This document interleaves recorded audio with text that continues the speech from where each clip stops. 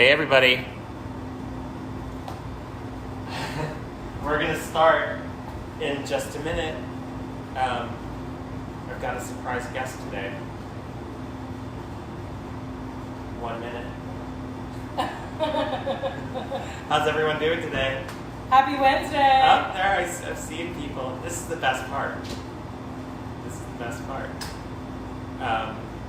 Yeah, we are going to start very soon.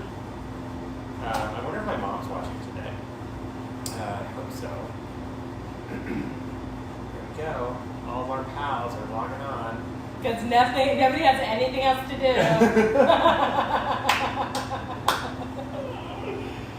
We're all stuck in the house. All stuck in the house. So, hi everybody. Thanks for tuning in today. I have a special guest today, my friend Gina. Hello. Thanks for having Gina. me. Let's sanitize up. Sanitize our hands. Yeah. So, some of you might be wondering, they shouldn't be hanging out together.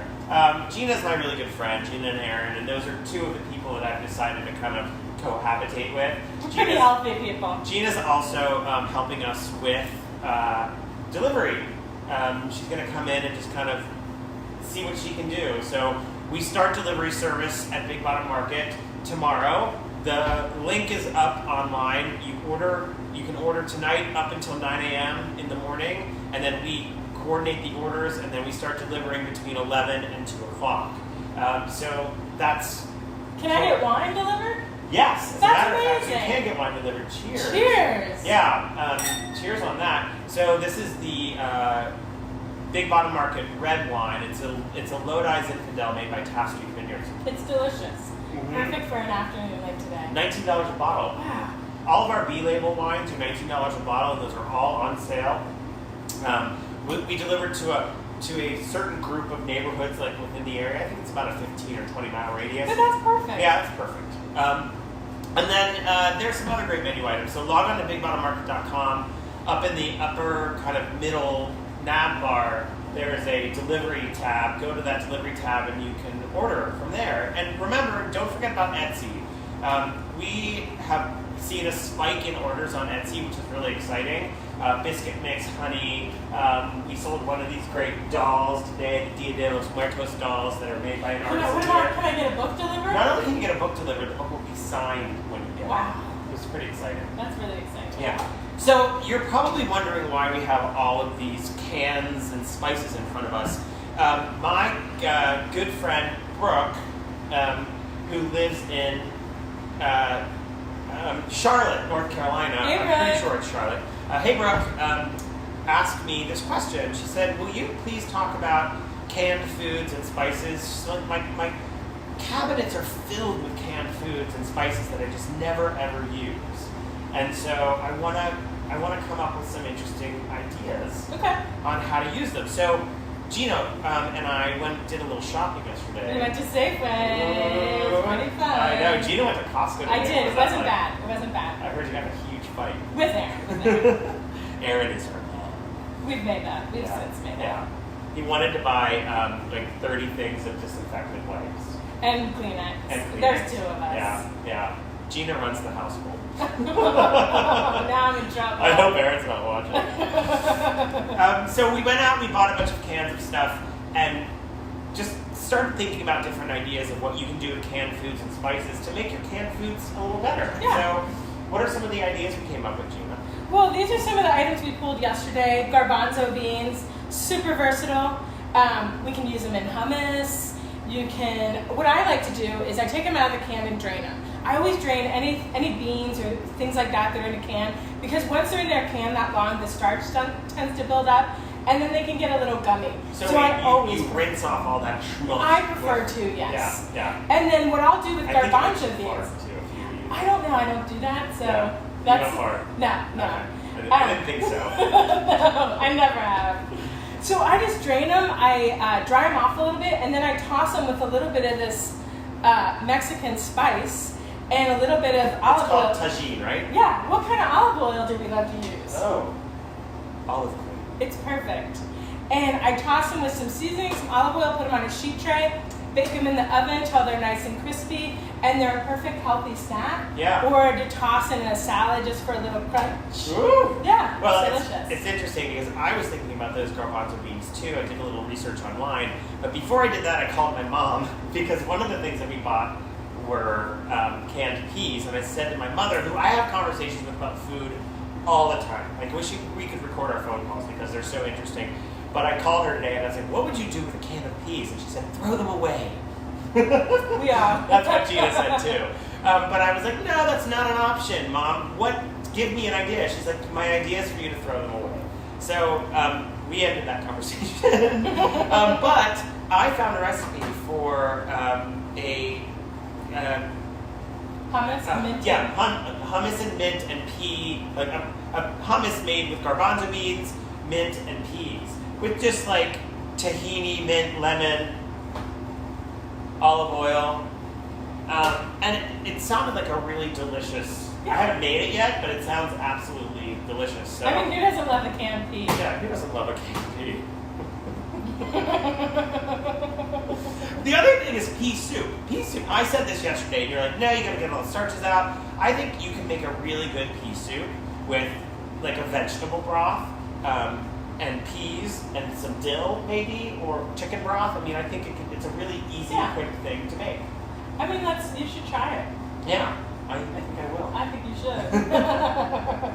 Another canned item we thought about that a lot of people would have in their pantry are artichokes. These are something that's super versatile. Once again, I would definitely rinse them, and you can always toss them with a little bit of olive oil. What kind of olive oil do we use? Olive oil. And a little bit of fresh herbs. I prefer not to use dried herbs. I always like to use fresh if they're available. Yeah. Toss those with a little olive oil, Yeah. maybe a little lemon or orange zest, and they go perfect on a little cheese board or charcuterie platter. Yeah. Easy.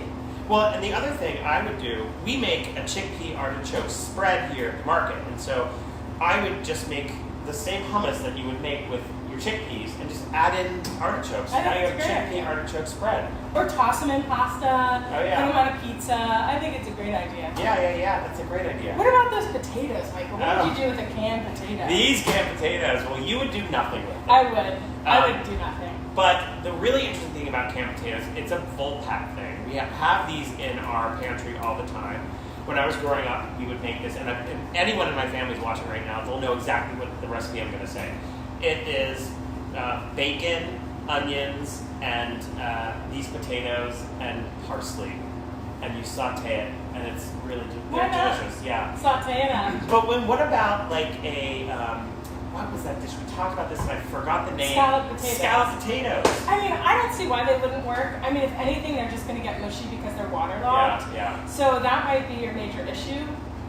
Could you? You might be able to do a potato soup. Yeah. Oh, potato soup would be really good. Add some bacon, some sour cream to it. Yeah, that sounds really good. What would your base be? Chicken? I guess it just kind of depends if you don't eat. We're busy. We're busy. Filming. Hello. Yeah, you could do a veggie base or a chicken base. Okay. Either one. I love that the phone is ringing. It's hilarious. What would you do with this can of tomatoes that's dented? Oh. So we always want to be careful. If you do have cans in your pantry that are dented, we have to be very careful of botulism. Okay. So we wouldn't actually eat this. We would It's use it. just a prop. For display. Just a prop. But what I would do is, I talked about this yesterday, and I'm going to write this recipe down and put it out there for everyone. But I love the white bean and tomato dish that I talked about yesterday. Garlic, olive queen, tomatoes, maybe some onions, and these beans. You rinse these beans just like a really little well. ragu. It's like a little ragu. And I think, a can of this, that'll feed a few people. Yeah. So if you want more and you have a larger family, a couple cans of tomatoes, And you couple can put cans it of on beans. some pasta, some cavatelli, Yeah, that sounds absolutely delicious. Yeah. We haven't talked a lot about, there's another can. Which one is it? Beets. Oh. Ooh. This is Michael's favorite. He loves a good canned beet. Honestly, I mean, I've never actually used one of these, but I was saying earlier, if you're looking, you can add a little bit to any of the hummus you're making, either with the white bean or the garbanzo bean, and it's just going to add a little earthiness to it and a beautiful color. I was thinking about a beet smoothie. Yeah. I love a beet smoothie. Frozen berries, almond milk, a can of beets. I mean, that would be really good. The other thing is using the juice from the canned beets. This is a great idea. I know, to pickle hard-boiled eggs. Yeah. You've seen those before. You cut them in half, they have that beautiful pink, and the color kind of bleeds into it. It's really great. What we haven't really talked about is the use of spices.